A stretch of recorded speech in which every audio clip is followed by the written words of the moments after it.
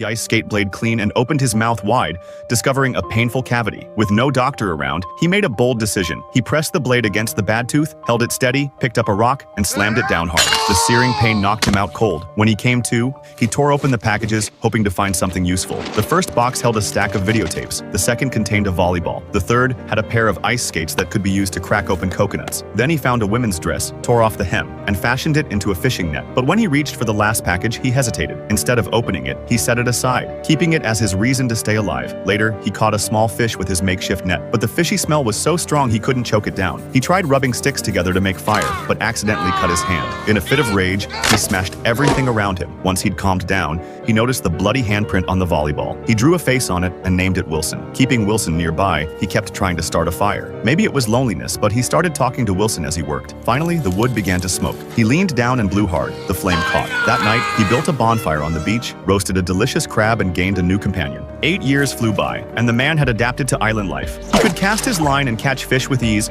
but the loneliness was still unbearable. One day, he spotted a metal panel floating in the ocean. Watching it shift in the wind, he decided to build a raft and use it as a sail. He started chopping down trees, collecting bark to dry in the sun, then twisting it into rope. He even tore apart the videotapes for cordage, but still didn't have enough. He looked at Wilson. He couldn't bring himself to turn his only friend into rope. In desperation, he climbed to the top of the cliff and untied the noose he'd once planned to use to end his life. Instead, he decided to set sail. He dressed Wilson, carved a message into the rock wall, and strapped Wilson to the bow of the raft. He also brought along that package he'd never opened. The man officially set off, facing the waves without fear, even encouraging Wilson to weather the storm with him. When the waves came crashing down, he quickly untied the ropes and raised the sail. The raft survived the storm. When it rained, he caught water in coconut shells and proudly showed Wilson the fish he'd caught. But that night, another storm hit and ripped away the sail. The man clutched Wilson tight. The raft drifted aimlessly. When he woke up, Wilson had been swept into the sea. He immediately dove in and swam after him. But the farther he swam toward Wilson, the farther he got from the raft. In despair, he returned to the raft, threw away the paddle, and collapsed. He'd lost Wilson and his will to live. But just then, a ship appeared on the horizon. He raised both arms with every ounce of strength he had left. He was finally rescued.